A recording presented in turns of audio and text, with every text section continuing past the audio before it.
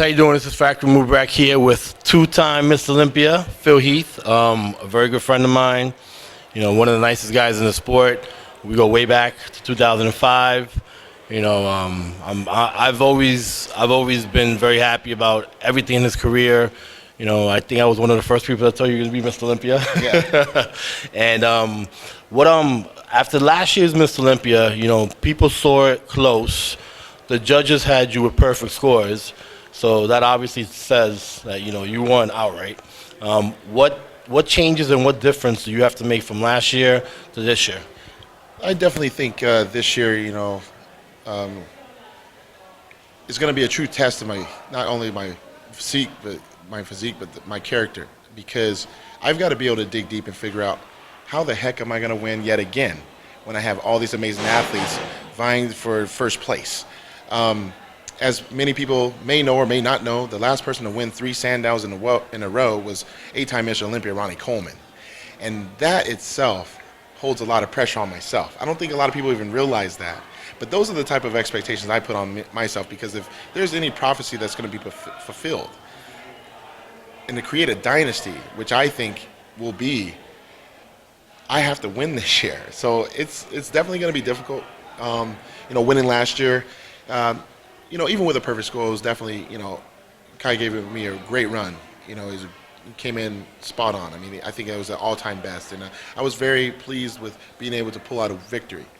With that said, I'm expecting him and Jay and all these other guys to be training twice as hard, 3 times as hard. So that's going to make me have to push myself a little bit further, especially with Jay coming back, because I think he brings the best out of all of us.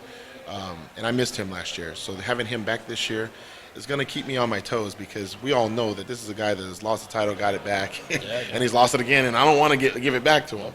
It's one of those things where, the older brother beats up on the younger brother, then the younger brother beats the older brother, and the younger brother doesn't want to lose back to the older brother. But the older brother knows how to beat the younger brother still. So with that said, I mean, I know that it's not just a 3-man show. I mean, we got guys like Branch Warren, Dennis Wolf, Sean Roden, Victor Martinez. I mean, goodness gracious. I mean, we got a lot of cool guys, and we got some unknown guys that are starting to emerge, and it's going to be a fight. I think what separates you from everybody else, and I've said this before, is your athletic background. You know, you're an athlete. You know, you've come from NCAA Division I basketball.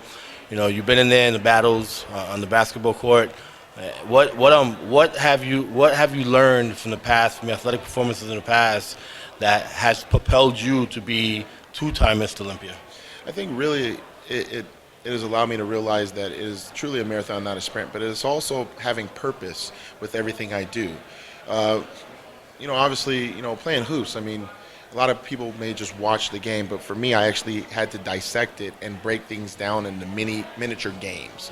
So normally for us, we would have 20-minute halves. Well, for me, I would have 4-minute mini games, and those are 5 mini games within 1 quarter.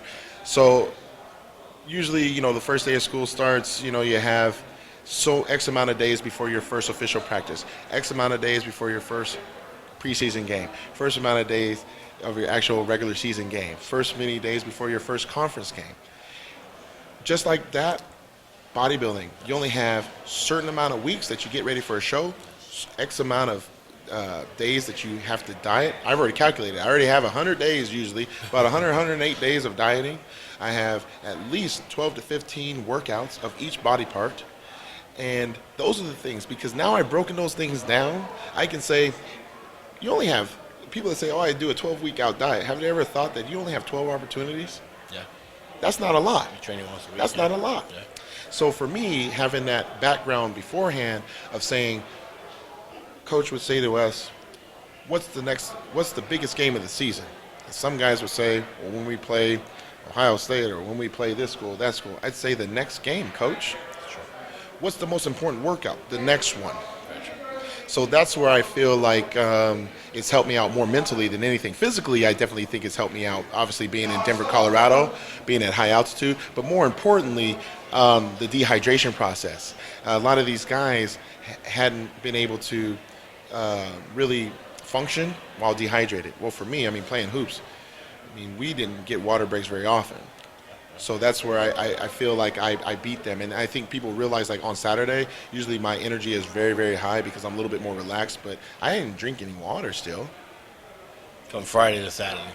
Till Friday to Saturday, I still didn't drink anything. Maybe a couple ounces just to get the food down. Right. So I think, coach would do that. Water makes you weak and all this other stuff. A lot of these other guys didn't play sports at that level.